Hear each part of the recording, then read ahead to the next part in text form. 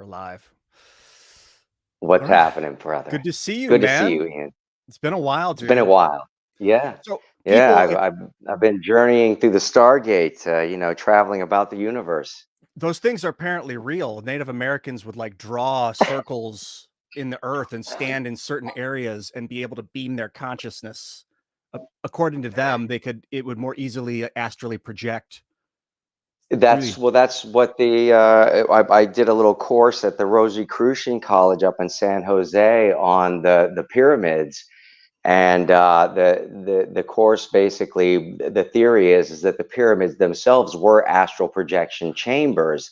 The residue that was found inside the so-called sarcophagus in the king's chamber was a heavy water residue. So you'd have like you do in a deprivation tank, you'd have a really heavy water, like similar to what's in the Dead Sea, with a really heavy buoyancy. You would lay inside of that. When you had the gold capstone on it, it was connected to the aquifers underneath. It turns into a gigantic battery essentially, and when you would lay in there, it would align with certain star systems. You could astral project, leave your body, and go and basically sojourn with higher consciousnesses in other dimensional states. Whoa! Have you done sensory deprivation tanks? I've never No, done one before. only in my bathroom. Yeah, Only in my bath.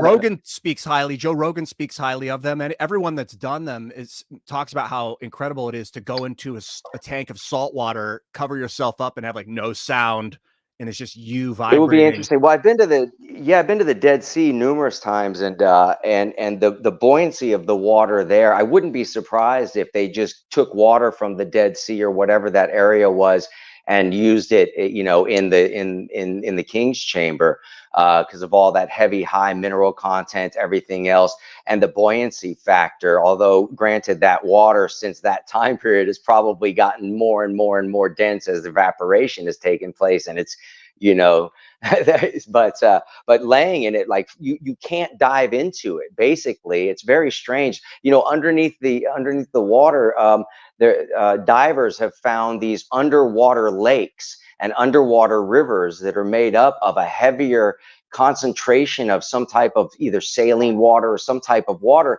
and they can't penetrate it. They try to dive into it, and it literally bounces them off of it. It's really far out. In the Dead Sea. No, this is out in different areas of the ocean. Divers you can find some of these stories online. There's visual footage of it, and it's really fascinating. It's pretty wild. I got a feeling the Dead Sea is the Dead Sea in the desert. I should look it up. I don't know exactly Yeah, where is it. That it's yeah. Well, like it's in ocean water. Israel. Like that it could Well, be ocean water.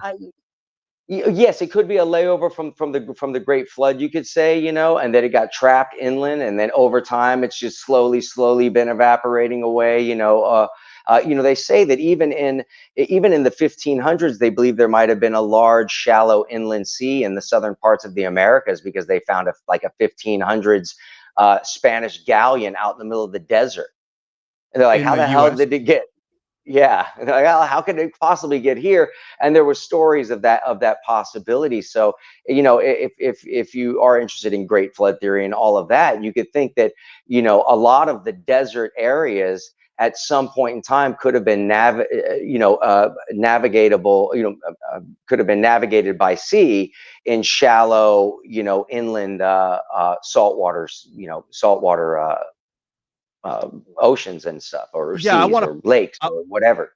I want to But pull this up. I was exploring the Great Flood, and this is a topographical map of the northwestern United States, and the redder it is, the higher the elevation, and the white is super high elevation. So you see these are the mountains, but look at the low elevations, like in all this striations where water came flowing through, just tearing down the land. It looks like the water. This is like the Great Flood. It smeared and obviously flattened the Great Plains. Why we have just right, flat. yeah, that's But the water seems to have made its way down through here, and you through have the Salt Boise, Lake as well. You have the and right Salt into Lake Salt Lake that's City. And look in at how Utah. low Yeah, it is. exactly. And Yeah, so exactly. all these north-south striations where the water just shredded south, you can see. And Yep. where here, which is very interesting, See, it went through these clips of tip top, where the white, basically you can see the white is the leftover forest. So everything that's very, very high up still has forest that survived the Right, flood. especially that old, yeah, that's wild, yeah. But all the water came Yeah, that's through, and wild. I mean that. So Salt Lake City, that was what I was going to say. Is I believe this is also glacial, like runoff or from frozen ocean salt in the north or something. Dude, Yeah. It's very interesting. The whole concept. I mean, of being able to geologically look through time and be just like you were doing there, and actually, if you from a bird's eye view, see the history. You know, it's wild. It's dude, wild. It's very I cool. go hard on this. I mean, I was here. I'll do it again. I was going the other night. I was like going very, very deep. So I take you over to Atlantis, what people believe is the lost city of Atlantis here in Is that one that's inland in Africa? The big that circular um, yeah, anomaly out there in the desert there, yeah, not too far from the coast. let me pull up the Rickott structure. Yeah, that's what it's called. That's right. Yeah, the Rickott. Yeah, that's right. That's wild. Um this is where are we? Mauritania, the Eye of the Sahara. Here it is. You can see the oh, dude, look at the colors. So this is the map. The white is these mountainous plateaus to the north that Yeah, actually it looks like when you yeah, look at how the ocean came smearing across, it hit these mountains and kind of totally. broke. And this is all sand that's like high elevation sand, but these mountains seem to have protected the eye. Otherwise, it would have been buried by the sand to the south. You see the sand came up through this ancient Right. riverbeds and Yeah. like flooded the southern Atlantis. And I'm like going through looking at the plateaus that surrounded Atlantis. And here there's like this is, I think, maybe the last thing I'm going to show because people might be listening to. You see, this is like dug out. This is a low. Uh, oh, and it's even more interesting when you have the topographical map and you can actually look at what they did here. Yeah, they have a three-dimensional topographical map. They seem to have built like a road or something in they cut through this river and they like dug up. This is like low to the ocean. It could have been a canal. Yeah, see, they probably dug this canal out from the northern ocean here, and then they Yeah, connected it to this river. They connected it to and then this river. intentionally flooded the lower See, area around it, like you would do with a moat. oh, yep. And then they dug this up to the top of the plateau, so they would come in off the ocean, sail over here up into this, and then they take this Yeah, totally, man. canalway Look at that. up That's up to the far top out, of the bro. plateau where they would get off, and then they'd be this is like this is very exciting stuff. So you think That is. I want to talk about this Atlantis or this resonation chamber, the pyramids. You learned this at a Rosicrucian college in San Jose, where Yeah, people would go into they the have one of their colleges up there. I think it was like 1998 or something like that. I went up there. It was just a workshop, I didn't study at the college. They have a really cool campus there, but it was a cool weekend workshop, and let, they had some interesting artifacts, Egyptian artifacts and other stuff there. They had a great bookstore. I got some really nice books from there as well. But yeah, that was cool. I also I did some studies at the Philosophical Research Society as well, which was founded by Manly P. Hall. And myself and a buddy of mine, Craig Alejnik, were able to get access to his private library for about 3 weeks when we were researching a film that we were writing. I mean, I used it myself as like a guise to have access to Manly P. Hall's books, and I just like thumbed through every single damn thing I could get my white gloved hands on for 3 weeks, because our story was really just about this. It was based on this guy Edward Teach, who was an occultist up in the Vancouver areas and in the 1920s, and had this apocalyptic cult on this island out on one of the island chains out there. And not Edward Teach, that's Blackbeard. His name was, it was something so similar to that. But you could look this guy. This is so long ago. But anyway, and we were looking up. I wanted to find out as much as I could about like the occult and witchcraft and those rituals, like the actual rituals. And so because I wanted to incorporate them in the script that we were writing in some loose form. And so while we were there, I got to go through, sections on ancient Druids and ancient Rome and all kinds of theosophical stuff. And it just tomes and tomes of why I didn't have time to read any one full book, but I kept like a ledger, and I would just try and write notes here and there of the more interesting things. Like I came across a book on ancient Babylon that really blew my mind, that talked about,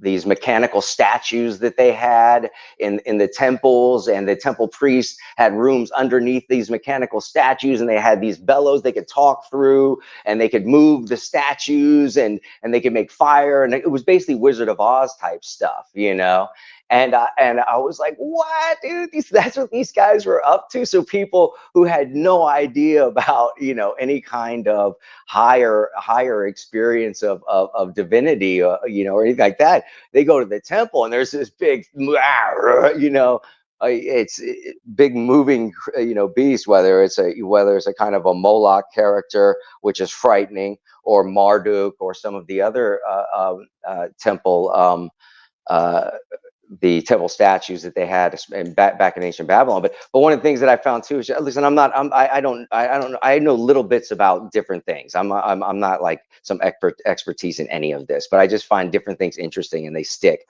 But one of the things I found interesting too was back in ancient Babylon is basically they were doing like capture the statue. It was like the different tribes, the different powers that would be in different regions.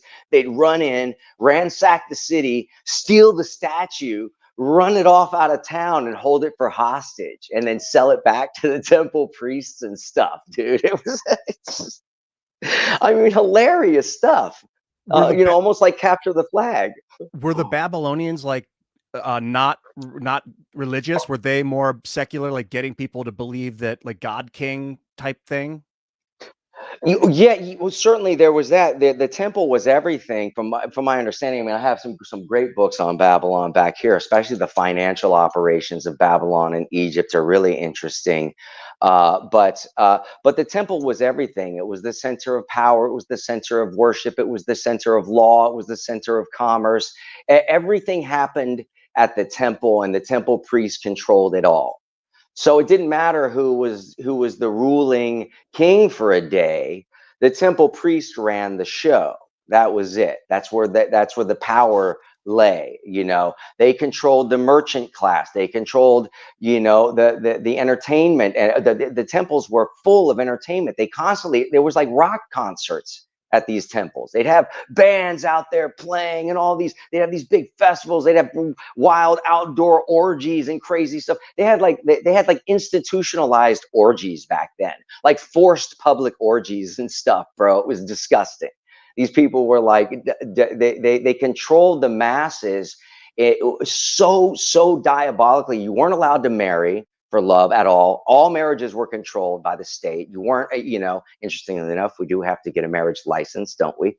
But that said, which could be denied by a judge, not that it would be, but these are interesting correlations. But so you were, in ancient Greece, there was, I forget the term right offhand, but there was a term that was misinterpreted as meaning virgin, but it really meant woman who's allowed to marry for love. So there was a certain class of women who were granted the right to marry the person that they fell in love with, and not who they were allowed to marry or forced to marry. So women were basically in every family, they were chattel, for the father.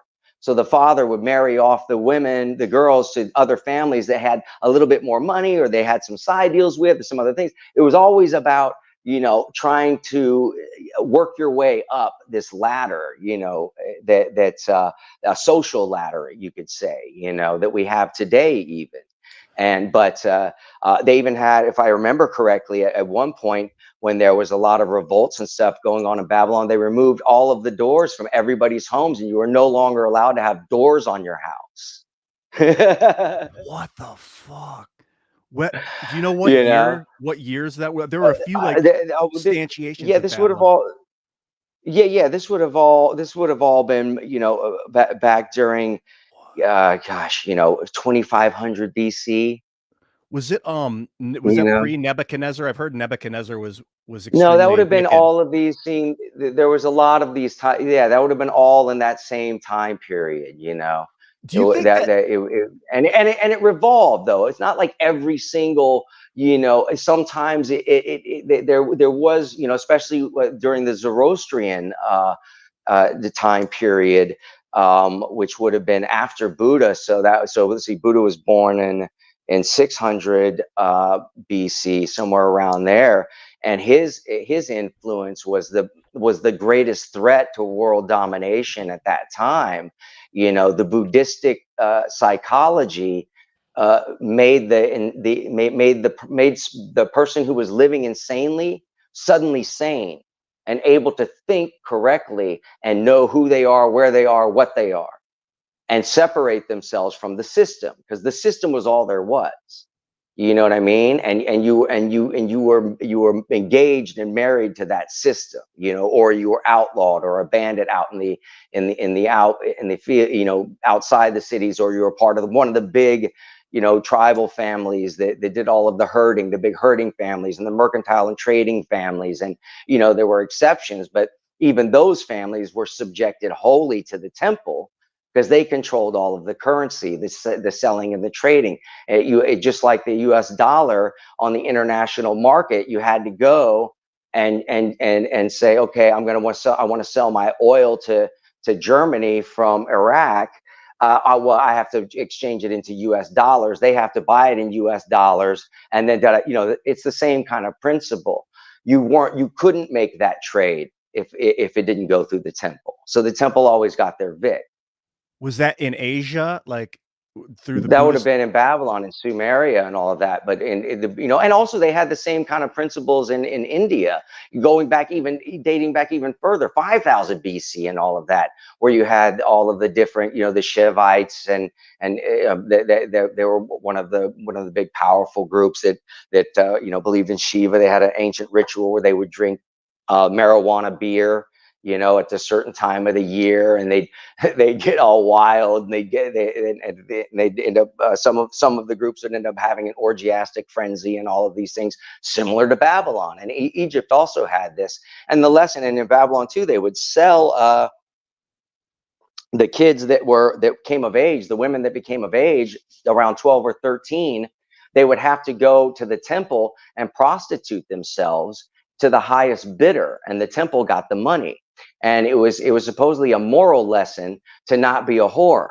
And the shaming of this will keep you chaste. The What? shaming of that situation, and it was right in public in front of the whole entire community and So everything. And you just have men out there standing around with bags of coins, waiting for virgins to be brought up, from the local community. And you'd be like, not that one. Oh, hey, now we're talking. Is she aristocracy?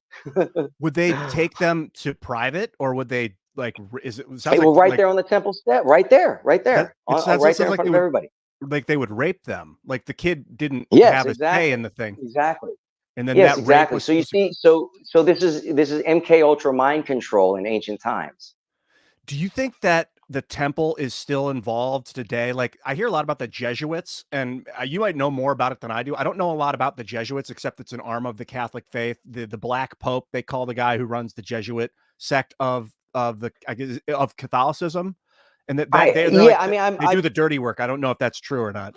yeah, I know. I mean, I probably know around about as much as you do. I mean, from my understanding, and that Ignatius Loyola, he had founded a group called the Illuminata in the 1500s, if I remember correctly. But and that was it was a you could call it like a CIA if you were to look at it in present time, but it was really like a spy organization, a counter espionage, a group, but it was made up of a lot of people who were looking for protection from the church, who were into Kabbalah and things like that, and Jews who became Catholic but still wanted to practice the rituals of Kabbalah because he was interested in that. So in under the guise of kind of an academic thing, you had the sort of that Christian Kabbalah that was developing,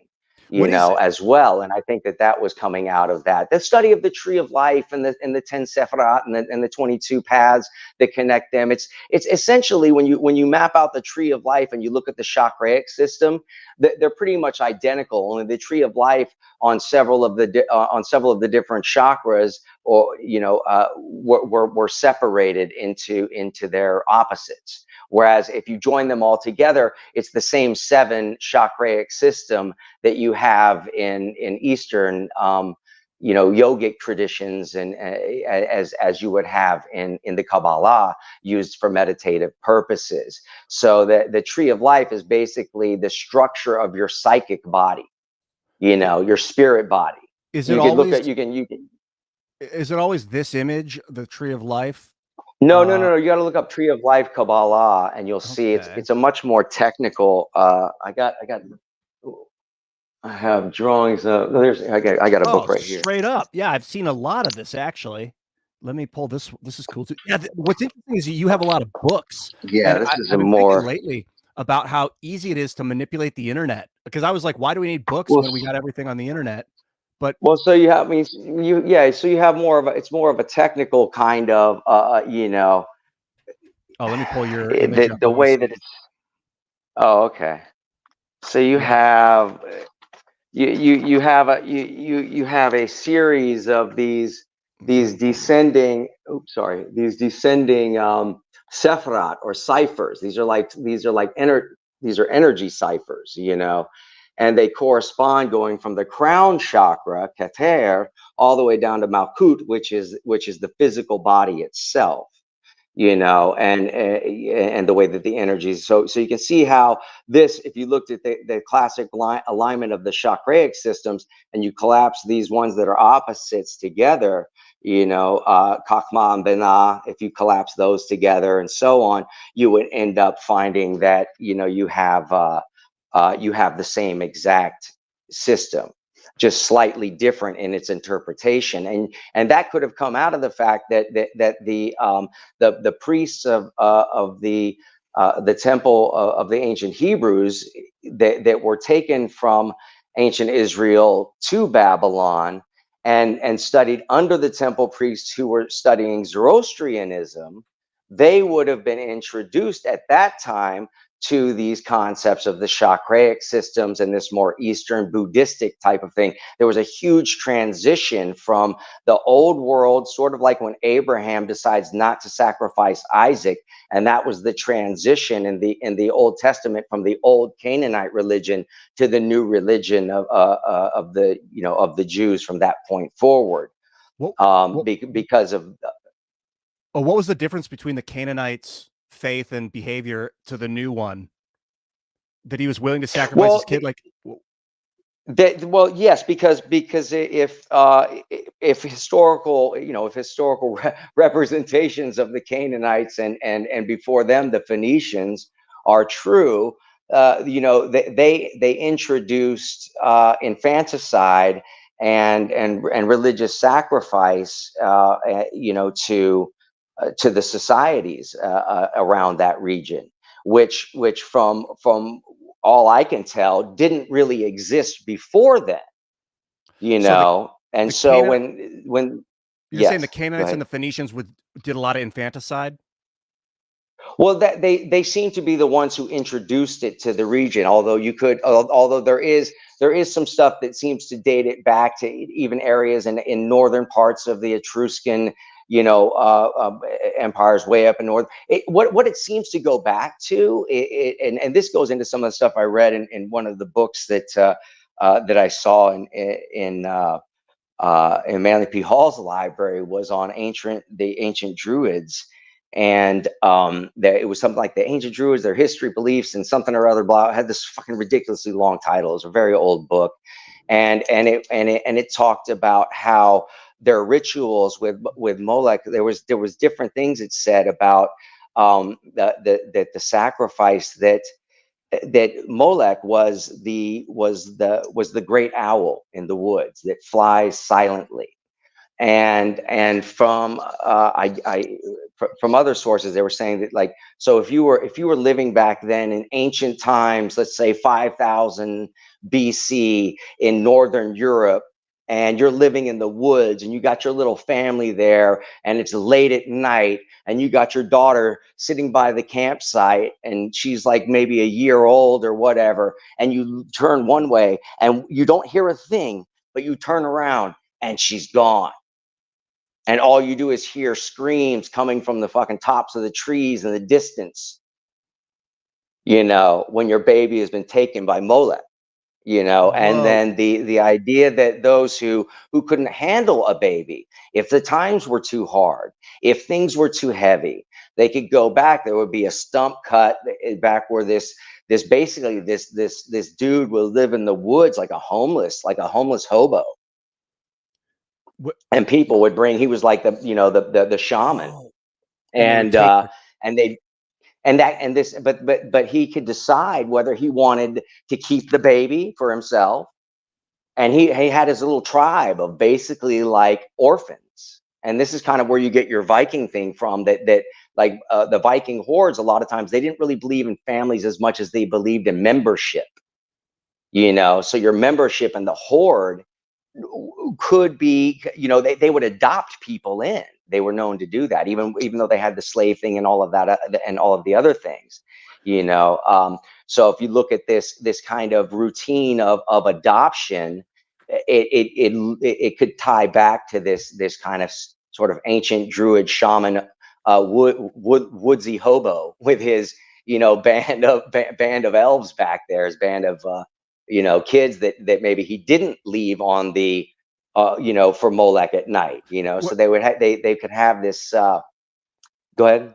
So Moloch could literally have been a bird, a giant bird that would fly down It and was. grab It was the the kid. owl. It was the great that huge owl. I forget the technical term for that damn owl. There's Oh, all these different owls, but it's the biggest one in Northern Europe. This thing is gigantic. It's it will easily snatch up something that weighs about 2 pounds, 5 pounds, whatever. It's no problem. If you in and I from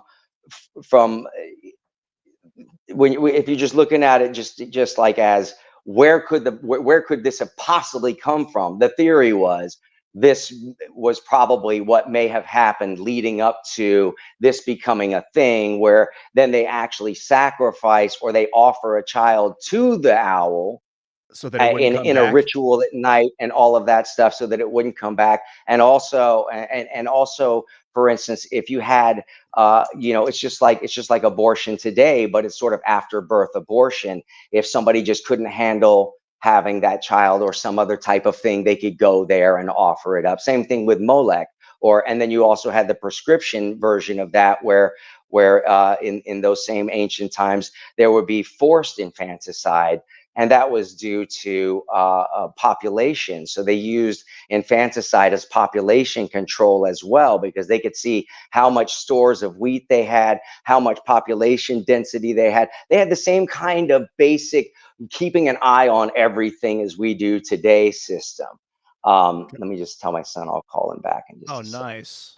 Yeah, get him on the call. See what he's up to. And you know what I mean. So looking at it just from just purely just from that perspective, you think, okay, well, they didn't have there wasn't this ability to deal with unwanted pregnancies like we have. I mean, back in ancient Rome, they had different methods. They drop a stone on your stomach, or they just kick you in the belly a few times, or they had some draconian ways of being able to cause a child not to be born. But that said, we're getting into we're squirreling, but I'm squirreling. But that said, it seems to correlate all the way through, because if this tradition was the same tradition that, say, the Phoenicians introduced, because if they came down, also this goes into the temples too. The temples had to be from the old religions of the ancient groves before they started building stone temples, because the stone temples that were built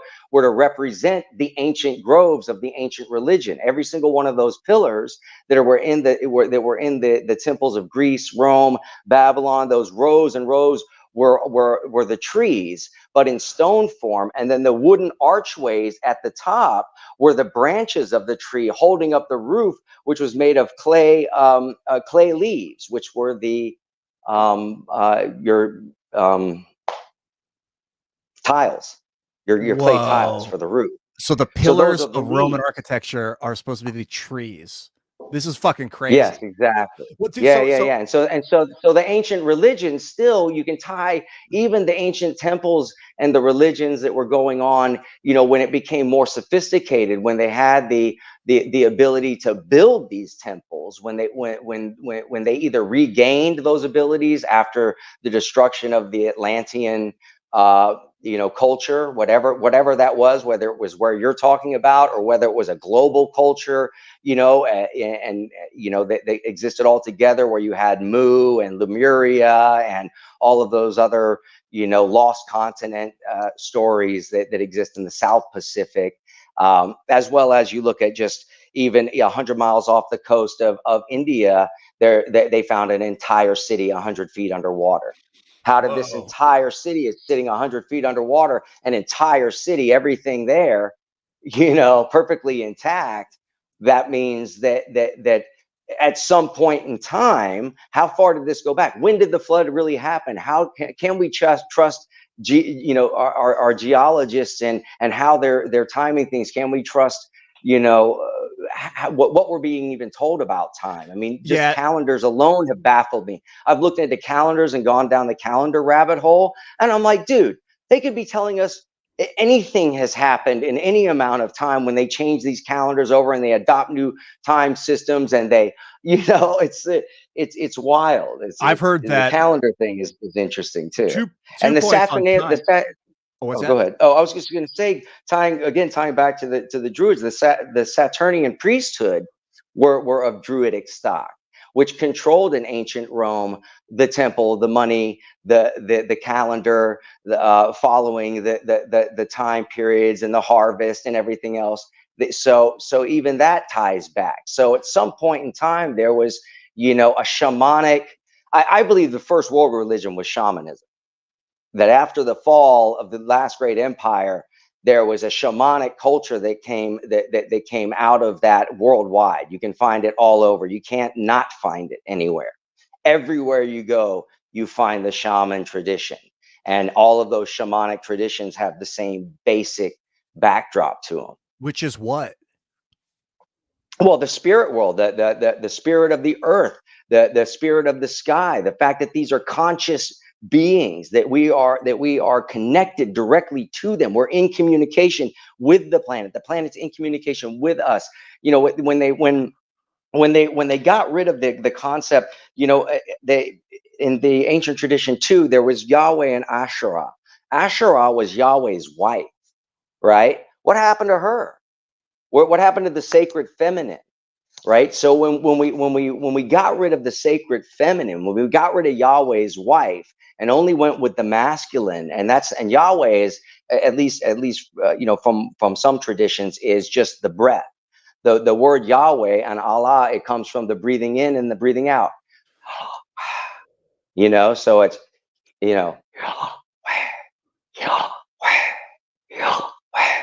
and it's just breathing. It's the breath of life, and that's where the first, the first sound, the first vibration, the first, and then you come to life and existence. So, but when you excommunicate the, the feminine side of the energy polarities, then all you have is a masculine identifier. So we have a masculine That's the patriarchy, essentially, is when they were like, we're gonna only highlight the male aspects of God and nature. They called God a man and all that stuff. I think so, and I can't, and I think that came out of the temple priesthood, because the temple priesthood at a certain point became completely male.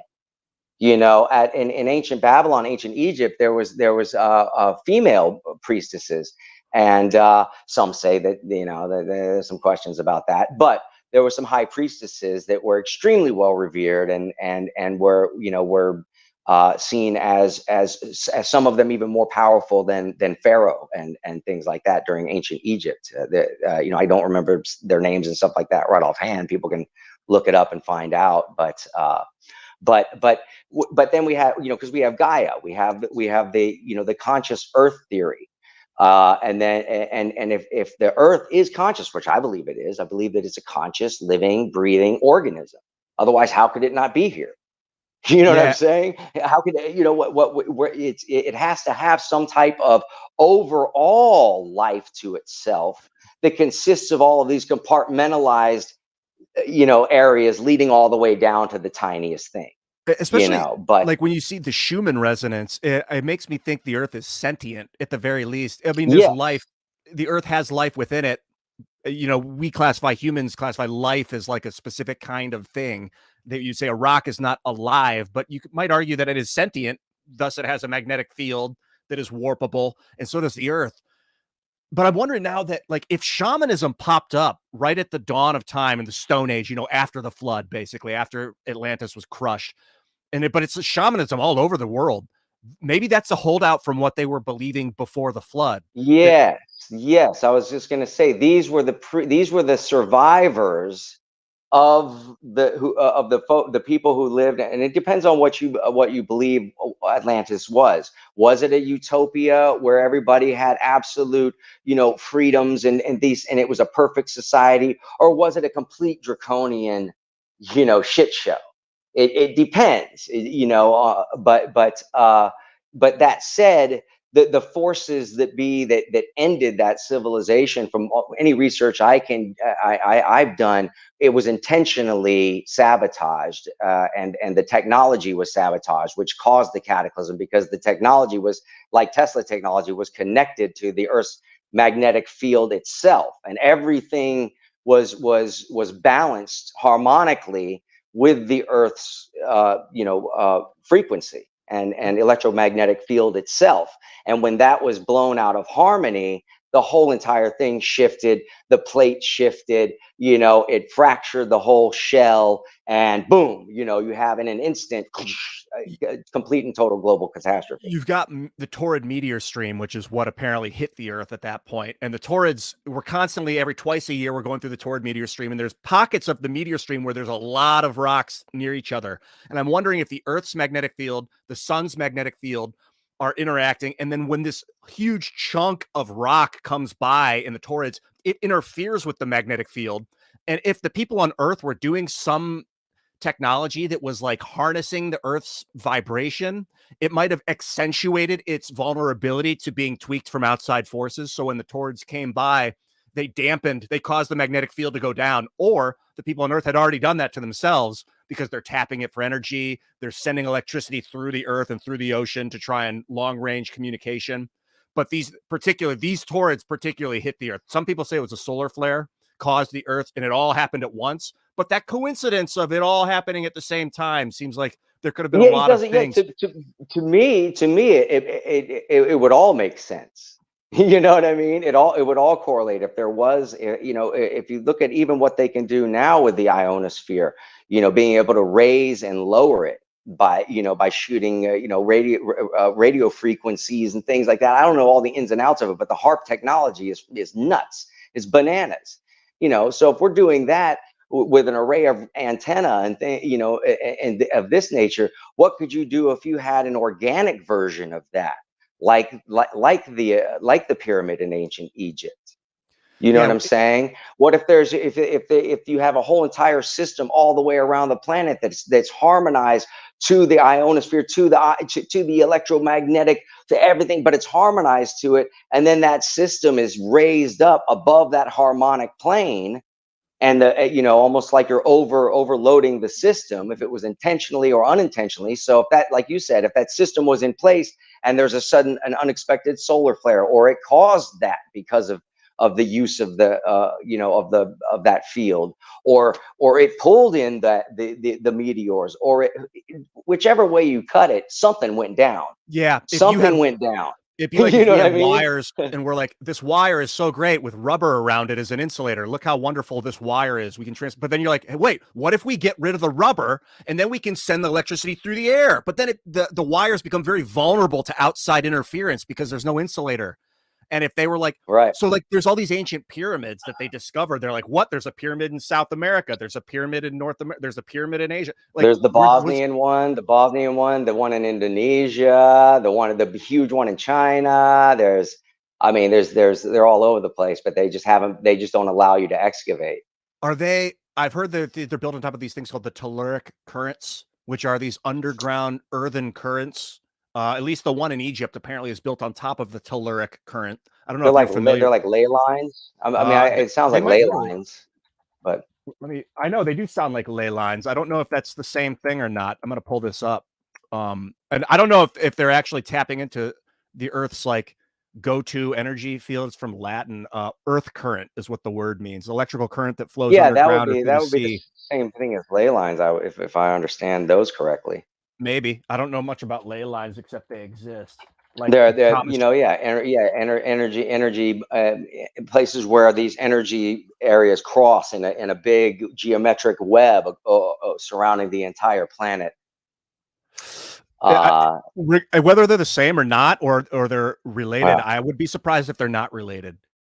It built the pyramids on top of these things, and that it would either use the current itself to enhance the vibration in the pyramid, or maybe they were generating vibration and then enhancing the current, sending it to some other pyramid somewhere else or some other structure. Yeah, who knows? I mean, there could be we don't necessarily know how many uses there could have been for that type of power. You have the Baghdad batteries that were discovered, these weird little copper coil clay jar things with a little thing on the top that they're saying it caused enough power electricity to maybe light a little coil there and create a little light, and if that's the case, then they can say, oh, this is why there was no burn marks from torches when you're inside these temples where there's zero light and all of these paintings.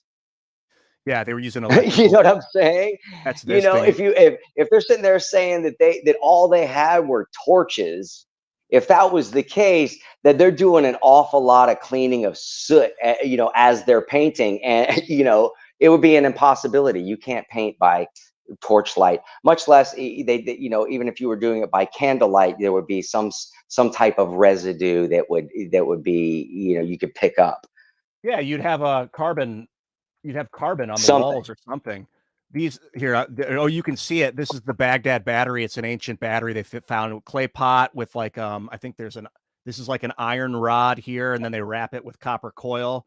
And there's different methods, but this is the main one. And then they fill this thing with vinegar, some sort of acidic liquid like wine or vinegar, and it produces an electrical charge. And then they could string a bunch of these together. That's something I found out recently. So they would have, I don't know, hundreds, thousands of these things in a room, all sitting there, just generating huge amounts of electricity. And then I came across this wild hieroglyph at one point. They call it the Dendera light, apparently. Supposed electrical light in ancient Egypt. I didn't know there was an actual name for this. The big one, the big tube one. Yeah, when I saw this hieroglyph, I was like, "Oh, well, that looks like a Hey, wait a second. Hey, man, with there other children watching, what are you doing? Look at this phallic light bulb. And look, it's connected by a wire. Wait a second. There's dudes holding this thing up. So I imagine this is glass, and then this is the filament. This snaky-looking thing coming out of his crotch is the filament. And it's attached by a wire to something. Power, I would imagine, to batteries. Oh, and it goes over here. You look from the bottom. From the bottom, you can see what looks like a wire running out and going into the box that this guy is sitting on. Oh yeah. And there's more to the right. I wish this picture didn't cut off the entire hieroglyph. Oh, there's more. It's like on top of these things. This is part of the hieroglyph too. So like this is holding it up. See, and then it runs into. Then you see what it runs into. Then you have that. You see those the little devices that are holding it up look like Tesla coils in a way. You know what I mean? That are sitting underneath it, the coils, and then then they both run into that. What is that box with that little dude sitting on it, who's got his like Yep. arms up with the solar disc on his head? You know what I'm saying? And Yeah. Apis over there to the right. It's like what's that I don't. dude? What's going on in that box? Is that These guys. is that the Ark? Is that the Ark of the Covenant I right think there? so. Yeah, I think the Ark was a battery, and that's why if you touched it, it would You know what I'm shock you. saying? Is that what that is? And if you You know, opened it, it it's would interesting. apparently it would kill people if they looked in. If they touched it, it would kill them, which means I'm sure it had a huge electrical current going through it. So you had to carry it by Right. wooden sticks. But I don't know. I think that I don't know much about opening it. That was Indiana Jones propaganda. I don't know if they were just like, don't touch it because it's a fucking battery. That's I don't know hilarious. it's not proof that they had electricity, but I think there's a lot of evidence. I mean, the Baghdad battery is proof that they had electricity. I think that is There literal was some proof. form. Well, yeah, yeah, exactly. And when you look at the Mycenaean Empire on the island out there, the they did the archaeology on that, and they had hot and cold running water, flushing toilets. You know what I mean? Heated floors in their houses. I mean, they were, it was done slightly differently. They weren't using, gross amounts of coal or this or that to do it. But they were using a ton of wood, the coal of its age. And that's why Rome wanted to invade Gaul. It's the one of that's another mystery that I thought was fun to solve, was like, what was the fascination with Gauls? Because they had used up all their damn trees, and trees was the coal of the time period, and they were going to take the trees. That's why they were invading Northern Europe, was for the forests, was to access to the energy source, the major energy source of that time, used for cooking, building, you name it. So the go ahead. Were there historic records of them like actually cutting down the lumber and transporting it back to Rome? I've never looked into it. Well, oh yeah, yeah, yeah, yeah. They were clear cutting massive areas of forest, and a lot of it was, they're saying, oh, we have to do this for military purposes, strategic. Oh, we got to clear this line out, because those people over there, we don't get along with them. We want to be able to see them. Oh, now we got to clear this stuff out. Oh, we got to clear, the whole entirety. From what I've heard too, even of England, was just fucking trees everywhere. Just forest and trees and trees and trees, just dense forest and trees. And you go back there now and you can't find it. You can find it, but you got to go to the state parks like you do here. But at one point in time, the whole damn thing was a state park, Damn, dude, that's wild. That makes a lot of sense. I feel like we talked about like 18 things that we could do an entire show on, but I don't know which one to talk about. Like the Babylonians are fascinating. What is your history like? How did you get into studying this stuff, or just ancient history and culture in general? I think really my first introduction to it, not just from my grandfather. He was a Civil War historian, a major in the U.S. Air Force. Also, it was in the Counterintelligence Corps all the way throughout the Cold War, and was in SAC. Also, he What's retired out that? of SAC, and What's SAC? Strategic Air Command. They keep safe the atomic weapons and things like that. And so he wrote several books on the Civil War. He was always just very interested in history, especially the Teutonic Knights. He had a Teutonic Knight sword, that he had got while he was overseas on during his days in the military back during World War II, and got his hands on a Templar sword, an original. It's been donated now. I don't know I don't believe it was to the Smithsonian, but it was donated to some historical society or something.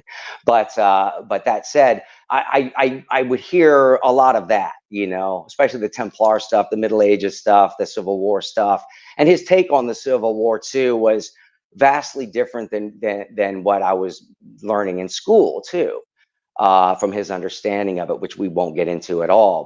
But so I had a natural kind of instinct for wanting to know more about almost anything I was interested in, and so I naturally gravitated towards kind of like Middle Ages. The Knights Templar, that became one of the first things. The Cathars and the Albigensians and the Albigensian Crusades, and how the Catholic Church was kind of eating itself and getting rid of all of the Gnostic Christians, because they were practicing the old version of Christianity, not the Romanized version, and all these other things. And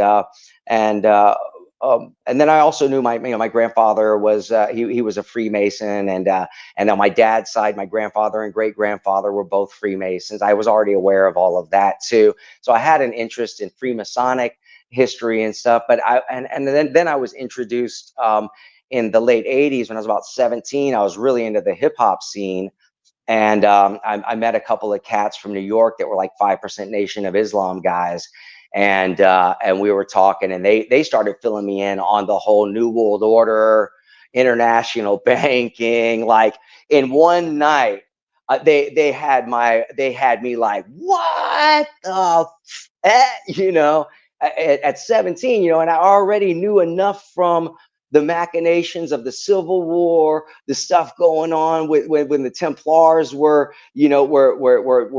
declared heretics and all of this. But in reality, Prince Philip owed them 3 generations worth of money that his country could never repay, and he got the Catholic Pope, who was stationed in France at that time instead of Rome, and they got into cahoots, and they're like, hey, look, not only can we dissolve this debt, but we can also take all their shit. You know what I'm saying? And then they're like, ooh, good idea. What do we have to say that's bad about them? Well, we can say that they pray to, like, John the Baptist's head, and like fornicate with each other and stuff. All the good stuff that we do. Oh, I mean, that they do. You know what I'm saying?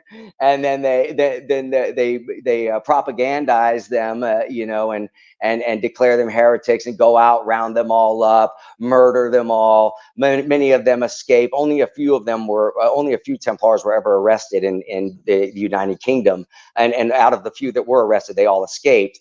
And shortly after that, you had all of you had a lot of the pirates, because they had their own fleet of ships. The Templars did. They had an entire fleet. They were the British Navy, basically, but you had a lot of that. Where did a lot of the pirates come from?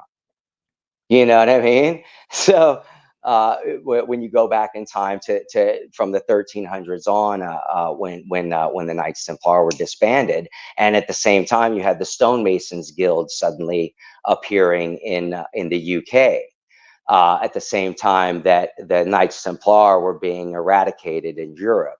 Was the Teutonic Knights, is that the Templar were the Teutonic Knights? No. But there were. It was a similar type of order. The Teutonic Knights, though, I believe, if I recall, were Bavarian. They were Gaulish, and they fought for the Christians, and they fought with the Templars, and some of them were Templars. And so there was a cross pollination between the Teutonic Knights and the Knights Templar. What was the purpose of the Knights Templars formation? How did it begin? I mean, listen, I can only say that I know what they say. Loose change in the history books is just that they were created as a religious order to protect people that were traveling to the Middle East. And you can imagine how much money there is in that type of racket, in the protection racket. You know what I'm saying?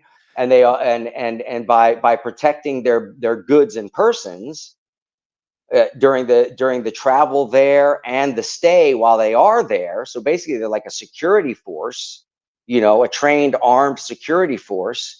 And in order to be trustworthy, like the Secret Service, you got to be trustworthy as hell. You're expecting that there's not one bad apple in the Secret Service. That's what you're going to be expecting. That's what you better be getting out of it. You know what I mean? And the same thing with the Templars. They were like the Secret Service of their day, except they would just farm their work out. And then they had their own beliefs in terms of no one really knows exactly what they were. They can assume that maybe some of the Masonic rituals might be relative to the Templars. I doubt that. I think the Masonic rituals with the stone with the Masons guilds were relative to the Templars, because the Templars were financing the construction of all of the great cathedrals and the waterways and the everything else, and they were intrinsically engaged, because this was private industry, so they had a private vested interest. They're getting rent from the state for doing these kind of things, right? So the state has to pay them, to build the bridge, to get the money back, whatever, but that said, they had to have a level of secrecy in terms of the mechanics of the construction. They couldn't just let everybody know, how do you build a safe arch?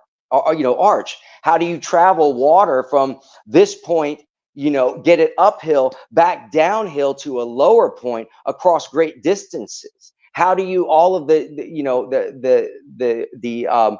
mathematical secrets that are in, that are hidden in the calculations that go into creating all of this? That's what had to be kept, most secret. And in order for the degree work, because the degree work originally is entered apprentice, journeyman, and then master craftsman. So this is now you have entered apprentice. Sorry, someone's knocking at the door. Entered apprentice, fellow craft, and master mason. For let me just answer this really quick. I am so sorry to do this. No worries. I'm going to talk about the Knights Templar for a second. Hello, everyone. Hi. What's happening? Yeah, come on. That the Templar would like, and Corin can confirm or deny it. It's my mother-in-law. It's my mother-in-law. Tell her I said hello. Yeah, we're good. We're good. Yes. Ian says hello. The Templar, as far as I can tell, they would like have outposts. Can you see if you can confirm or deny this? That the Templar would have outposts along like trade routes, sending people to the Middle East, Middle East and China and all that. But then they were also like banking. They had a lot of money at each outpost. I was gonna. You would go and you'd be like, hey, I'll give you my 30 gold coins here, so I don't have to carry them with me on the journey. And you get a script. You get a script. Yeah, you get a paper, like a piece of paper that's officially stamped, signed, authenticated. That goes with you, and then upon your arrival, wherever you go, you get of equal value in whatever currency they're using there. And so someone takes the script and they're like, hey, the other guy that's on the journey, I'll just give you this script for all that food. And he's like, okay. And then when he gets there, maybe not, maybe they did or didn't, but that's like kind of the inception. Well, it could. Yeah, it could. I mean, that's that. Yeah, no, for sure. Yeah, for sure. This is absolutely true. And it made the burden, the burden of having to transport that much cash, especially when you're dealing in even larger amounts that like entire states are trying to transfer. So if let's say France is trying to send, I don't know, $20 million in gold to Jerusalem, but the state is not an individual. They're like, okay, we got to get this there. They're like, okay, well, you got to give us a VIC. So they're probably going to take a percentage of that, of course, for the safe transportation of it. And then they'll take it and they'll put it in their castle and somewhere in France, because they already know they have the same amount in their castle in Jerusalem to be able to equal that amount. Not many people had that. Not many organizations had that. Only countries had that. So this was like, a private banking bonanza for people who could never do that before. Would they move the money, like the 20 million in gold, like incrementally over time, just constantly get it out? No, it would just. Once the money in Jerusalem's taken out by the French in Jerusalem, for instance, hypothetically, then they have no more money in Jerusalem. Or then they're like, we got to get this French gold to Jerusalem now. And they would literally run it under force of arms, guard it, and then they would carry it. Well, I would imagine that if in this hypothetical situation, that if France was sending that much money, then it was probably, and if it was coming from the state or from the crown rather, that it was for a lot of payoffs and hush money, other things, and for it would probably be liquidated relatively quickly into the hands of whoever's in the temple and whoever's this and this guy and that guy, But and again, the ancient temples back then were banks. So when you look at in ancient Greece, the the temple of Poseidon, the temple of whatever, Athena, the temple of whichever tchotchke gift you want to pick from history, the temple of that, they had their priesthood, they had their this, but they also were banks. So you could, and they coined their own. So like Athena's temple would be like Chase Bank, and then Bank of America would be exactly Poseidon's.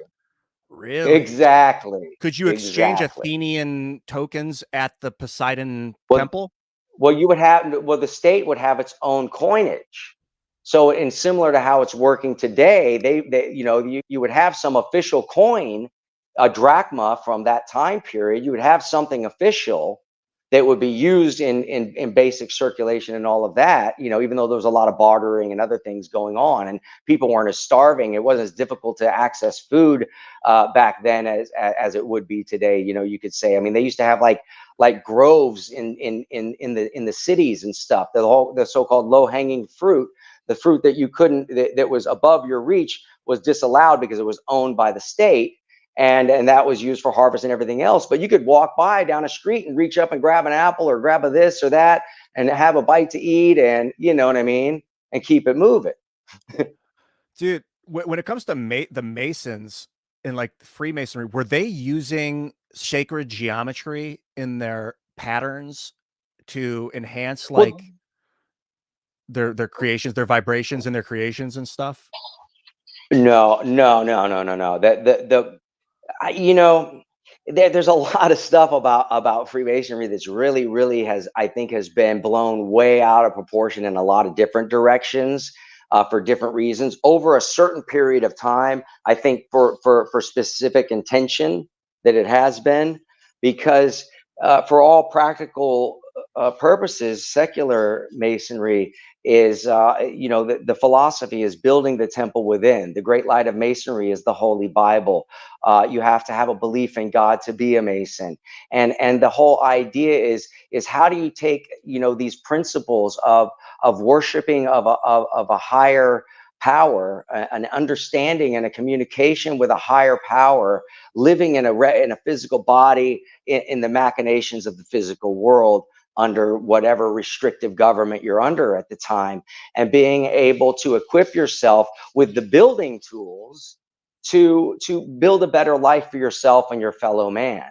And so that's why you have your building tools. You have your hammer and your chisel, because you're taking what's called the rough ashlar. That's the rough version of myself. And through time and intention, with hammer and chisel, I make the perfect ashlar, which is hopefully a more better version of myself. And I can use other working tools to do that with. Like when you look at the square and the compass, the square is used to square your actions so that you can make sure that in business and in your normal relations with people around you, you want your actions to be square, meaning you want it to be honest, you want to be upright. That's also what then you have sorry, I just lost my train of thought for a second.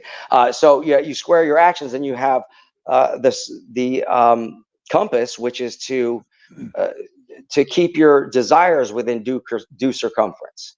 So you're keeping a close circumference of what are your desires, what are your needs, what do you need and want. So it's sort of a being able to look at your life and say, what do I really want and need out of life? Do I want gimme? I want it all. I don't want any rules. I don't want any regulations. I want to do. Then your circumference is way out there. So you keep your desires within due circumference. You square your actions with the trowel. You're spreading the mortar of brotherly love. Which if each one of these ashlars, if each one of these bricks have been chiseled and perfected with the mortar of brotherly love spread fairly by the trowel, they can all fit together to create an edifice, which is collectively a very strong community. You know what I mean? So and then that. What is the ashlar? You refer to bricks as That's the a ashlar. stone. It's just a stone. It's just a stone. It's a piece of granite. It's just a chunk of granite. The rough ashlar is that chunk that's been broken off. Has no shape or form to it, but the craftsman sees the square in it, and then through geometrical measure and calculation, he can shave off all of the rough edges and create a perfect cube. Like Metatron's cube kind of analogy sort of thing. And Metatron. that should be the individual. The individual should be this perfected cube, that you're trying to keep polished. You're trying to, shave off as many personality defects as you can, and be as much of a service as you can to your family, your community, your church, your nation. I'm the kind of guy. I'm the kind of guy that tells people I'm a rectangle, but it's a perfectly squared rectangle. But I'll still call myself, because every square is a rectangle. Not every rectangle is a Well, square. you'd be a golden mean. You got the golden mean going on now. And it I kind of like trick people. Like only the really smart people will be like, "Oh, he's telling me he's a rectangle, that idiot," and they're like, "Oh, actually, he's a square, but he's also a rectangle." Get past the words. I like to kind of maybe that's the Andy Kaufman in me. I'm not sure. Totally. We've been doing this for like an hour. I only asked you to come in for an hour. I don't know. This is spectacular. And talking about man. the Kabbalah, I would love to do another show with you and go harder and deeper on that. And I just all of it, really. Yeah, I studied at the Kabbalah Institute for a short time out in LA. I don't know if it was like 3 years or so, on and off. I wasn't like trying to become a master of it or anything. I wanted to have a better understanding, so that I could kind of understand what some of the more alchemical ideas in Masonry were kind of getting at. And what I also discovered is that none of those things really actually have anything to do with Masonry. We have to get into a whole nother show just on Masonry alone, because I have a lot to say about it. I think that that we've been served a sour plate in history at this point, and that the intention, to get rid of, especially Blue Lodge Masonry. Scottish Rite is a whole nother thing. Scottish Rite, oddly enough, started in France in the 1760s. What is whereas Blue Lodge Masonry, Scottish Rite is what's called the higher degrees. These kind of more esoteric degrees or whatever. They were never even part of Blue Lodge Masonry until the French introduced the Scottish Rite degrees into the U.S. through New Orleans, in the around the same time in 1763 or so, right around the time that America was gearing up to start fighting for independence and separation from the crown. And at the same time, over in Bavaria, they just uncovered the Illuminati plot to infiltrate the lodges of Freemasonry by using Illuminism as a means of getting Masons to believe that there's higher degrees beyond the third degree, the Master Mason's degree. And lo and behold, Scottish Rite appears at the same exact time, and appears in France and in Germany around that same time, and can't trace its roots back historically beyond folklore. Whereas Freemasonry, the Masons guilds can trace their roots back, to at least the early 1300s, if not all the way back, to King Aethelstan in like 900 and something AD, who was one of the first Saxon kings, who thought that Mason guilds at that time, he championed them and really thought that they were a great group of people, and was supposedly an initiate of the Masons guilds at that time. Aethelstan, dude, I've heard of this guy before. I want to pull him up. Was he like the inventor or one of the creators of the Blue Lodge Masonry? No, they say that he was. They say that he was the first king to ever be inducted into the Masonic, the Masons Guild. Now, it wouldn't have been, it wouldn't be considered like we consider it today. It really operated in very practical terms as a guild. And the degree work, the levels of secrecy were necessary to keep the secrets of the building techniques of the Master Masons. And a lot of the initiatory rites, which are really like these plays. They're like these morality plays where you and another Mason talk back and forth, and by the end of the conversation, you've realized some kind of higher purpose or greater understanding of yourself and your relationship to God, the universe, and your fellow man. You know what I'm saying? And was the Scottish Masonry like a psyop? Did they come in and try and like well, muddy the waters, or was they actually tapping into that's some what. higher conscious? No, the Scottish Rite degrees, and listen, there's going to be a lot of people who are going to be very angry at me for saying this, but to me, the Scottish Rite degrees, which really I think there was 25 of them originally, and they that they started in France and moved down to some of the island regions where the French in the Caribbean, and then from there came up into New Orleans, and they were like slowly trying to massage their way into the Masonic lodges, saying, hey, look, we have these ancient rites that come from Scotland with absolutely zero proof, that continue the degree work from the third on to another 22 degrees. And now here's what's interesting. So they had 25 degrees. I believe it was 25 degrees, which when you take away the first 3 degrees of Freemasonry, you have 22 more degrees. Well, you have 22 paths on the tree of life, which connect the 10 Sephiroth. When you have 32 degrees in the new Scottish Rite, when you add the 10 Sephiroth to the other 22 paths, you have 32.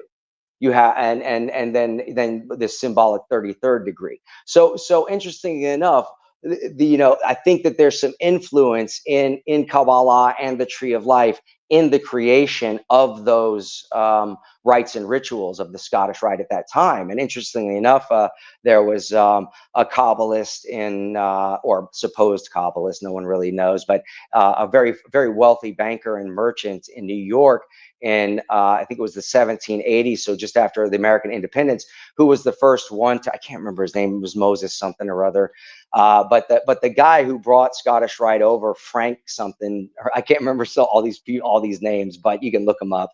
But Frankie boy, we'll call him, he comes over from, France, and he gets his charter, and he's like, hey, look, I got these degrees, right? Check them out. Look, hey, they're way beyond those 3 you guys have been doing for the last 400 years or whatever it is. These are excellent, more spectacular degrees. You get to put on clothes and do plays and dress up as Pharaoh and dress up as Moses and do these cool things, and and they're so sublime, but it's the nature of them where I say they don't match with the original 3 degrees, the way that they're created, the way that they're orchestrated, what the outcome is supposed to be. And it's stated in Blue Lodge that there is no more light above the Master Mason's degree, period. It doesn't say anything else past that. So I don't want to hear it. You know what I mean? So if people are seeking more light above the Master Mason's degree, then I believe they're fooling themselves, and they're not spending their time on the practical application of the degrees that they already learned and the use of the working tools of which they have been initiated into being able to apply psychically into the metaphysical universe, which is where the construction happens. So in Freemasonry, we believe, not historically, but we believe that the first Temple of Solomon, built by Solomon himself, was never actually built in real life, but was only designed in his mind that he wanted to build.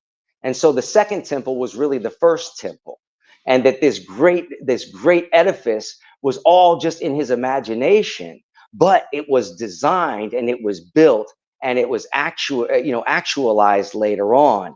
And that's how, like in the Tree of Life, that's how it works. You go from creation, which is Keter, the crown chakra, creation, emanation, creation, formation, and action. Sorry. So from emanation is from source. So that's divine, conscious, like Akashic energy, conscious, just energy from the universe going into, and then you perceive that, you can use that and you can formulate it in this world of creation where you're in the aesthetic band, and then you formulate that into an idea, some kind of things, even if it's picking up a cup of coffee. I just had to use all of the actions of the Tree of Life in order to pick up this coffee and drink it.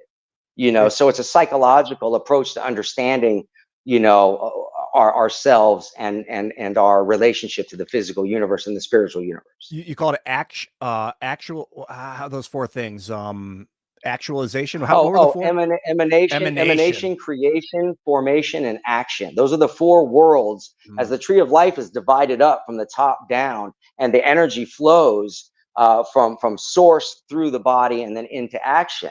And that's why people have to be very cautious, and that's why the Masonic degree work is so important, because you need to know how to build your world around you within due circumference, meaning with the least amount of negative effect you can have on your environment and the people around you, and the most positive effect that you can have. The better you can build something, the more beautiful you can build it, the more majestic it is to the viewer and the person who gets to experience it. It's very much like understanding restraint, like not going over 21 in blackjack. If you want to temper your desires and wants within your viable reality of constructive potential. So like, I would love $1 million, but I'm not going to rob a bank because that's outside my square, and I need to earn the $1 million within the restrictions I placed the right way.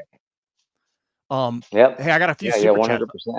This is so deep. Are you a Mason, by the way? I don't know if I've ever asked you. Yeah, I am. I did my degree work in the late 90s. I wanted to, sorry, my dog going at it. I wanted to do my degree work before the year 2000, just in case. In case Y2K corrupted everybody. I'm just joking, but I did get my degree work in the last couple of years of the year 2000. Are you Master Mason now? Is that something that people say out loud, or is that more? Yeah, I'm a Master Mason. I have my Master Mason's degree. I would love my lodge, to go. Perfect Union.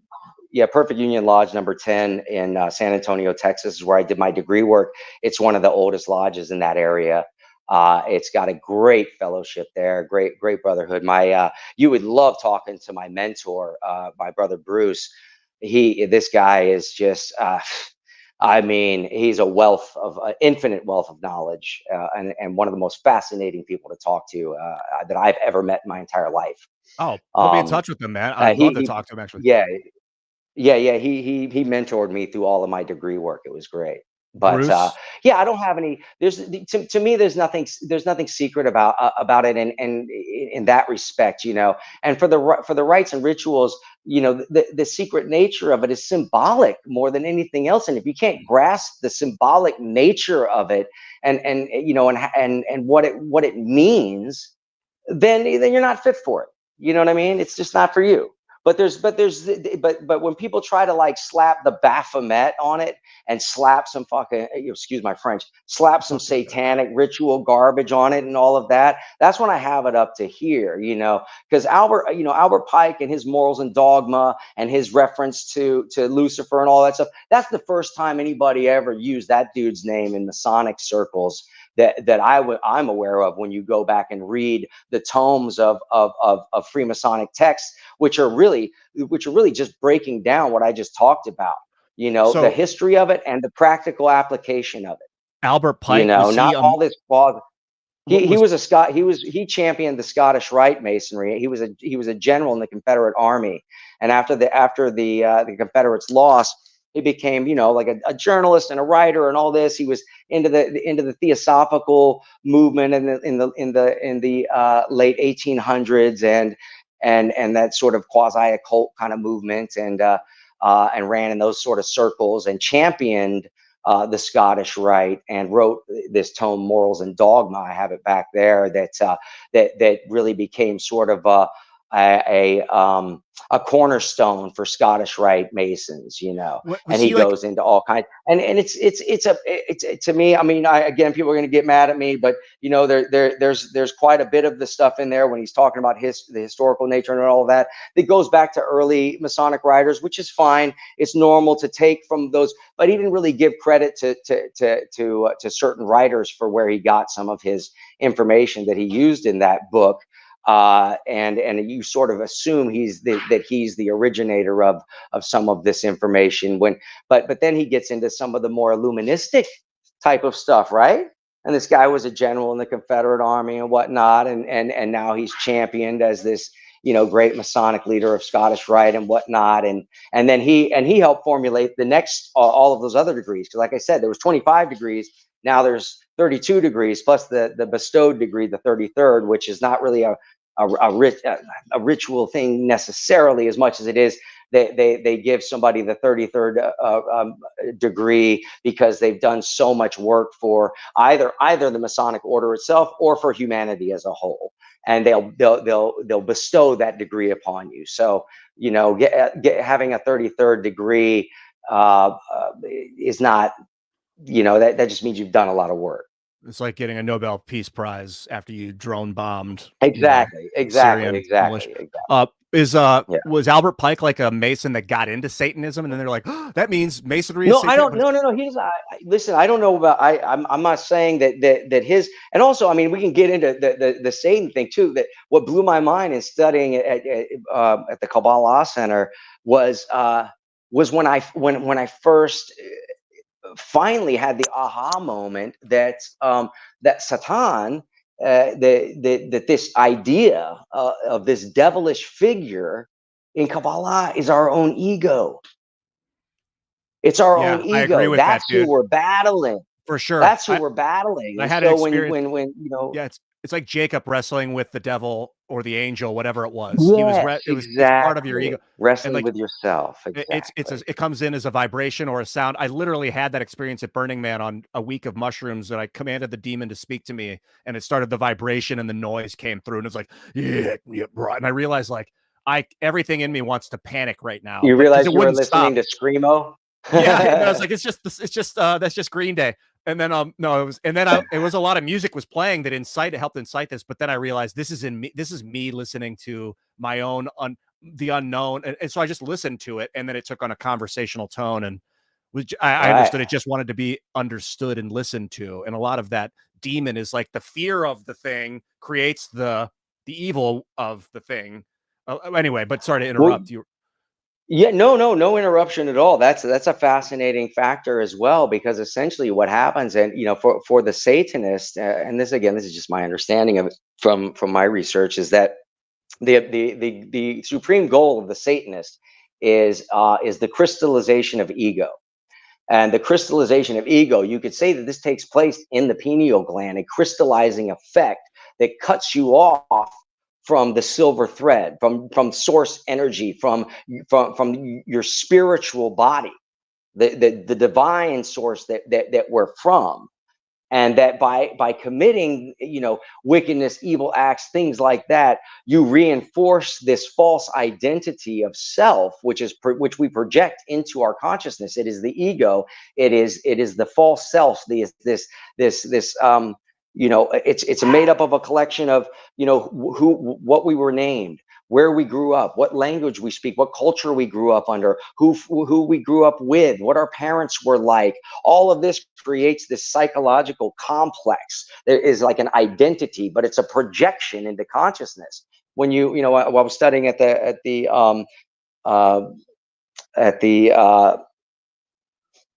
Tibetan, the Taoist Institute of Los Angeles. Again, a lot of this happened in the 90s when I was really, really heavy on, into my trip. So I was when I was studying at the Taoist Institute of Los Angeles. That's when I realized that, this whole idea that I have of who I think I am is a complete lie. I'm nothing. I'm no one. I'm nowhere. But I have this to build with. And then in my studies with my teacher, Manu Tupo, he's the reason why I went and studied the Taoist Institute. My acting teacher at the time, he had a very spiritual approach to teaching acting. And this was this ability to take on and off your personalities, to be able to say, no, I'm not that personality. I'm a blank canvas. But can you remain the blank canvas? Or when you finish your performance on stage, do you go and put on the costume of the character that you're playing in real life, which is just a character too, which can be changed at any given time? Do you find that has helped you be like a better human, or does it make you crazy, or both? I guess both. Yeah, I both. get that same vibe. Absolutely, both.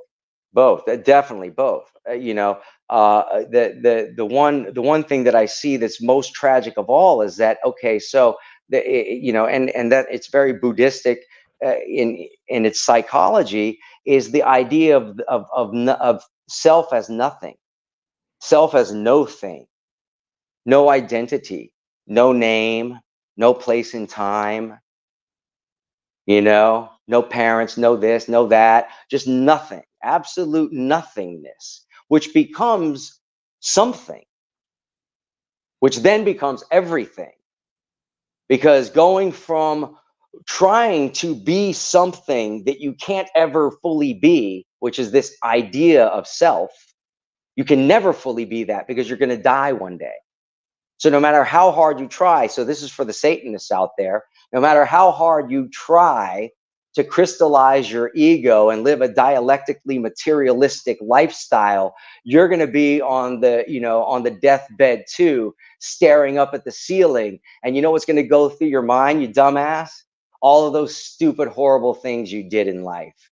And when you die, the demons are going to take you back to where you came from. And when you look at, I did a course on the Tibetan Book of the Dead at the Philosophical Research Society, and that's what it talks about. That in the astral world, in the metaphysical world, it's a landscape. It's real. It exists. It's not a fiction of our imagination. And that's where that, your crossover occurs in that metaphysical landscape, to be recycled, to be born again, to be reincarnated. I need to spend more time in the metaphysical landscape focusedly without psychedelics. I'm about to take an ayahuasca trip, like take ayahuasca for X amount of days and then experience that, like DMT. My buddy just did that. He said it was Awesome. worth it. Oh, Which it is sounds so because he's purifying. actually been sober for like 20 years. He's been sober, like AA sober, for like 20 years, and he went and did it and said it wasn't what he didn't feel like he was, going off the wagon, so to say. He said it was Sobriety is worth the it. way to do it, I is what probably I'm wouldn't told. do it, but Yeah, it's all about sobriety and well, having like 10 days of clean eating, like just the dieta. You want the yeah. steamed vegetables, low salt, no sugar, don't fuck anybody, like pure, calm, Exactly. like so Yeah, you don't have man. much to purge. Yeah, but Well, have you found ways to interact on the astral plane or in that reality without drugs at this point? well, yes, in a sense, I won't quantify it as I myself always try to remain skeptical, and to some degree. I always keep a healthy, just pinch of skepticism. You know what I'm saying? No matter what it is that I'm studying, or looking into. So that even means like reincarnation. Yeah, from everything I've read, and as far back as history goes, reincarnation was the thing. That's what people pretty much understood on the higher levels, and then it changed. So I'm thinking, okay, it seems logical. Plus, in quantum mechanics and quantum physics, and energy can't be destroyed, it can only change and become something else. And this quantum loop of life energy in the akashic field, and how people have recollections of past lives, and can take you to places they've never been, or suddenly wake up speaking a different language, or all of these phenomenons that are absolute facts, only go to kind of say, hey, might be something to this. So, but I always err on the side of skepticism, because I don't want to seem like I'm being authoritative on any subject, because anybody could come up with something at some point in time that proves anything I've said completely wrong. So are you think that to say that you have spent time in the astral plane is like you don't know for sure if that was what it was? Well, I say it's a dreamscape type of phenomenon. I've had an experience since I was about 13, where I started dreaming in the same landscape, the same astral, like you could call it, the same astral plane, the same environment, the same situational environment. You could almost say cast of characters in a certain way, but a knowingness of it's the same place. And since then, even up to today, even up to last night, I have dreams of this other, almost a timeline, you could call it. It sounds like that it's very bizarre. And I say, and I have to look at it and go, I mean, a good portion of our time is spent in the metaphysical, and the metaphysical is senior to the physical, because you can't take action until you've, figured out how to, or what it is you're going to do. And, it, so I just, it seems like you just generally were psychically attuned. I wasn't until like my mid 20s or late 20s, but like, did you find when you got really famous in the early 90s that you got more psychically, like it enhanced your ability to perceive that kind of thing? Or was there, and I asked no, because what it it did did, happen to me. yeah, no, not at all. Well, in a way, I guess it did, because, like I was saying, when I got introduced by those guys at the 5%ers when I was like 17, and the New World Order and all of that stuff. And then I was tripping out because I knew my grandfathers were Masons, and they're sitting here telling me that Masons are part of like the controlling of the world, all this stuff. And I'm just like, yo, whoa, wait a second. Like my grandfather's one of the greatest dudes, most patriotic Americans ever. You know what I mean? And even was quelled from speaking at colleges against communism back in the 60s, the late 60s. I think it was by Forsyth. I can't remember his freaking name, but was actually, he was so vociferously against communism and the threat of it infiltrating America that he got a letter that said he was no longer allowed, while he was in the military, to do speaking engagements on communism and and the dangers of communism in America. So that's how raw that dude was running it. He was holding no punches. And With so the I people, couldn't imagine, like, this whole thing. And that's when I read more and more into Masonry and I figured it out, I'm like, oh, okay. There's two different sides to this coin.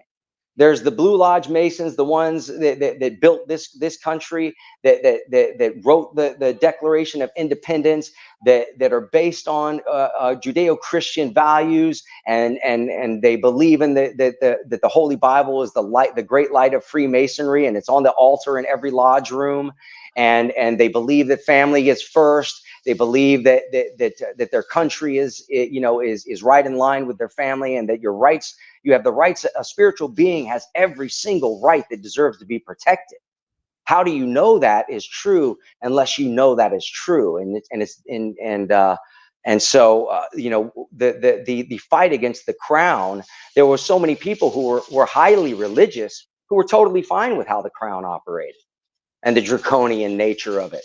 They're like, yeah, that's fine. That's just how it is. And then you have people who are like, understand their divinity, their spiritual nature, the fact that they deserve to be free from that oligarchic, blanket, and the draconian rules and regulations and laws and taxation and everything that we're right back into now.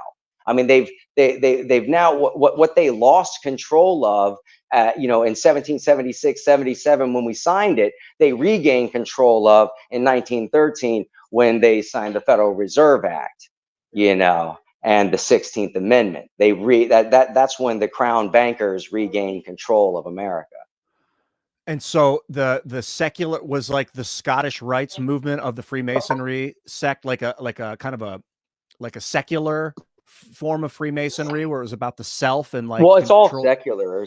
No, there's no. I mean, the Blue Lodge of Freemasonry, the first primary 3 degrees, entered apprentice, fellow craft, master mason degree. Those degrees, they're very pragmatic in terms of what it is that they're supposed to, what the outcome is supposed to be for the candidate. By the end of it, you're supposed to have a greater realization of who you are and what your place is in the universe, so you can be the best at what it is you do and don't feel downtrodden because of it.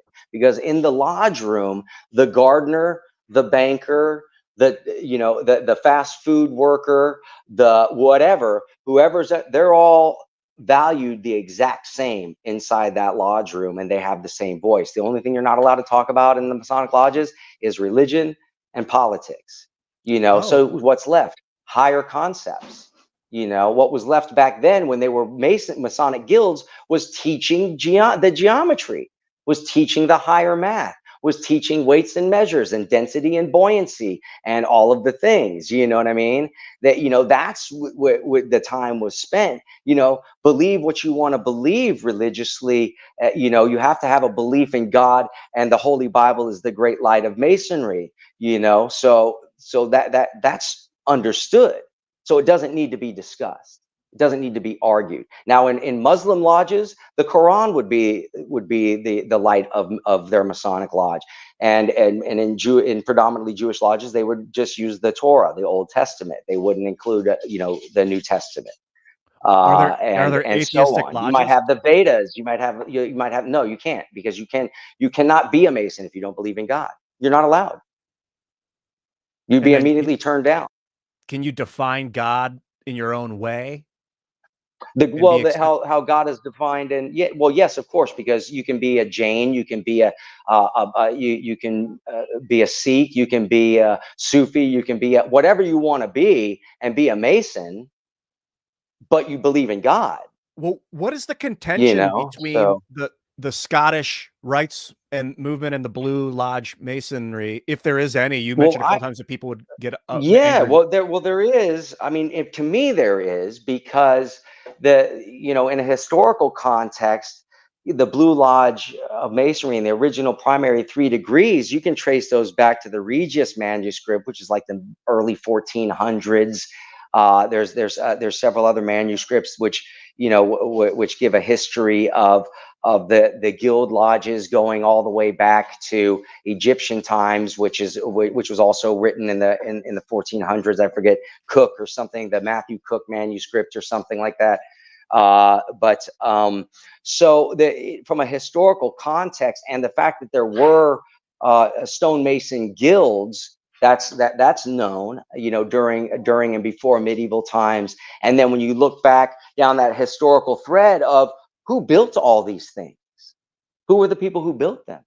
All these quiet as a mouse people who went about building the most incredible structures to stand the tests of human history. You know, natural disasters, bombings, this, that, the other. There's still stuff standing. You know, who built them? We don't know their names. We don't know who they are. We don't have a clue. And if you really think about it, you know. So and that's part of the anonymous nature of it as well. You know, part of being a Mason is being able to do your work in silence and not need accolades. You don't want the ego, you know, the ego self to be idolized or nurtured. You know, that's not using your compasses correctly. You haven't kept your desires within due circumference. Is it derived Uh, from Catholicism, Masonry, or was it no, not other? at all. Is it even No, derived from Catholicism Christianity? despises Masonry, but there is a Jesuit connection. Some have said to Scottish Rite. I mean, one of the early French Scottish Rite lodges was at a Jesuit monastery. It's interesting because Adam Weishaupt was a Jesuit. He started the Illuminati, and the Illuminati, oddly enough, when you go back in time, well, Ignatius Loyola started the Illuminata. Is it the same thing 200 years later? Is it the same I don't know. organization? Because they, you know, well, that's what I'm W- saying. It Are probably they, is. or they use the And they wanted, same? Yeah. and they wanted to infiltrate the Masonic lodges in Europe at that time, because it was waking people up. Being a Oh, Mason was waking people up, you know. so And they weren't they couldn't know, they could no longer be controlled or manipulated, or they'd wake up and go, oh, you mean I'm a spiritual being who has rights, not privileges? That's a new whoa. You know was what I'm that like saying? developed over time in Masonry? Did it not used to be that way, and then over time they realized actually there's more to this than just building houses, or was it? Well, that's, yes, they opened it up. They opened it up. What's called secular, you know, the secular Masonry. You would say that, or speculative Masonry is how it's referred to. Is when somebody who does not work on construction, is not, you know, building, you know, something, but they want to come in there and learn about the working tools and the geometry and how do you build these things, because you have to build the temple in the mind first. So you have your tracing board, you have your chalk, you know, you can draw your outline. It's the same thing with anything in life. You have to solidify the idea of it in your consciousness, in your waking conscious mind. It has to be so solid and real that you know how to manifest it in real life. That's why I tell people there's magic all around us. You're driving a magic machine right outside every time you go to the grocery store. You know, look at the alchemical process behind a car. Having to draw all of that metal out of stone, crushed, all of this, melded into an exact shape so that there's no friction, put together and all this. And then you can just throw some fluid in it and it suddenly goes, and you're off to the races doing 100, 300 miles per hour in this thing. That's not magic. That's not alchemy. Yeah, this is why I You know asked what I'm about sacred geometry and like metamaterials, particularly because I think in metamaterials, it's this new scientific, I don't know how new it is, a couple hundred years old, but they figured out if you can etch into a material and make specific designs in material, you get a different result, like a different property out of the material. So like nanos or like silver with like nano etchings in it will give you a different alchemical result. And so I think a lot of that is like in the geometry of space and time, like in the shapes that we build things actually produce frictional result. And I think there's a correlation between the geometry and the metamaterial creation. Yes, and if you look at exactly, and if you look at the tree of life, it's all hiding in there. In that geometrical form, you can see everything. The golden mean, you can see how to square. You know, you can see the right angle. You can see all of the different functions of being able to design and build an actual real structure are hidden right in there in all of those different angles. You know, when you pull out those angles, you can build an edifice, but it has to be designed in the mind first. You have to know how the weights and measures work intellectually. Otherwise, you're going to build the wall too heavy at the top and it's going to topple over.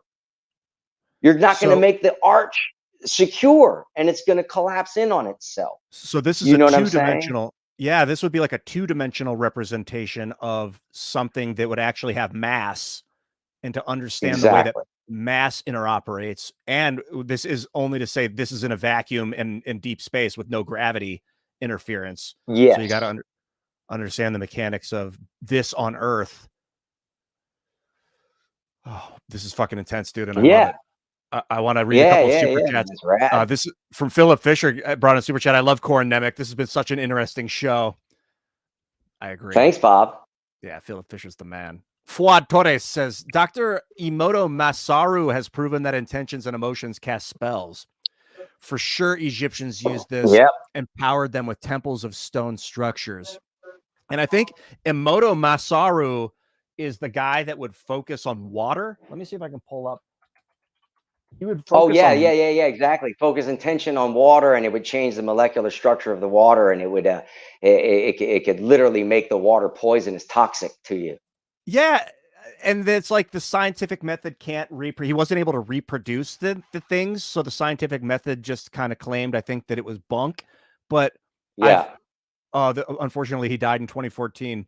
I've come to learn that just because something can't be reproduced doesn't mean it's not real, and it's not a part of a pattern of creation. And the scientific method's very good at it. It's one way of looking at trying to poke a hole, trying to be like, if you can't reproduce every time, then but it's not the only form of science, I should say. Just because they called it the scientific, they use that word in it, doesn't mean it's the only way to measure results. And I'm fascinated with this guy, totally. The concept of praying into what, I mean, well, I mean, I think that from what I've also read and learned a little bit about is that the Egyptians were already doing that back in ancient times. They were using they had a whole section set aside next to one of the pyramids that was filled with these giant quartz crystal bowls and stuff, and the water could, they said it was like a water filtration system, and then they could tune these bowls that the water was going through, and it would purify it and all this. So they were, I mean, from my understanding, they were already hip to that, that whole thing back then, even, I would imagine and being if you had able to purify and use water, because if a certain ailment had a certain frequency, and they tuned the water to the ailment, to that frequency of that particular ailment, the water itself would be the cure. Oh, okay. So the water inside the body would start to vibrate and change shape and either destroy, reform DNA, alter cellular shape patterns, maybe destroy viruses from inside the virus, things like that. Hypothetically. Yeah, Yeah. once you see like a bowl of water and then you make a vibration with your voice or with an instrument and you see the shape on the surface of the water, that's pretty rudimentary caveman stuff. And then you wild. see like the sediment start to separate from the water in the vibration. You're like, oh, okay, we're onto something. Yeah, those Chandri plates. I think that's how it's pronounced. Those Chandri plates, or whatever they are, those sonic plates that they put the sand on and it changes, or they put the lights on or whatever and it changes. Yeah, the cymatic stuff. And those are that's really rad too. Those are two-dimensional. Yeah, that's just the two-dimensional cross section of these, what's possible three-dimensionally, like this in and out shape. Yes, exactly. And to stand in a room where that's happening to you three-dimensionally, where you're just getting like waves of change, I could totally see, like Tesla apparently he had a platform you could stand on that would vibrate and heal your body that Mark Twain used. And that weird platform, and that blue, apparently some blue electrical energy would be seen flowing over your body and all this crazy stuff. But yeah, that's some wild stuff, man. Tesla was. It says, what was this guy? He said the Catholic Church turned Jesus into someone to wait for. Yeah, go for it. Take it. This from Inside of the Ages. You want to read it from the top, or should I gotta lean in too close to get that. This is the Catholic Church turned Jesus into someone to wait for while long suffering instead of someone to emulate. Corin, your time in SG-1 was the best. Thanks, man. I had a great time on it. It was a blast. I kind of agree. I don't like that people that they're turned to worship a man. That always bothered me. And then they'll be like, no, but he's a god, so it doesn't matter. Just worship him anyway. I'm like, yeah, but he's still a guy.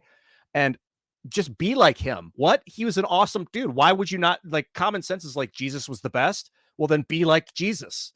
It's straightforward. Like, it's a blueprint. And that sounds like a cool like hippie bluesgrass band. Be Jesus. Yeah, dude. Be Jesus. You can use the Jeezus. Corin Nemec. This was a great show, man. Really man. Yeah, we'll catch up again, dude. This has been awesome. I'll give you a ring. Awesome. Yeah, we'll coordinate something maybe in Florida. All right, everyone. Yeah. We can hook up. We will. Follow Corin's work, like the show, subscribe to the channel, and share this with your friends. If you got them, you do have them, and let them know if they want to come join. I really appreciate everyone watching and being a part of this. Corin, again, man, badass as hell, dude. Love you, buddy. Talk to you later, baby. See you, dog. You bet. Cheers.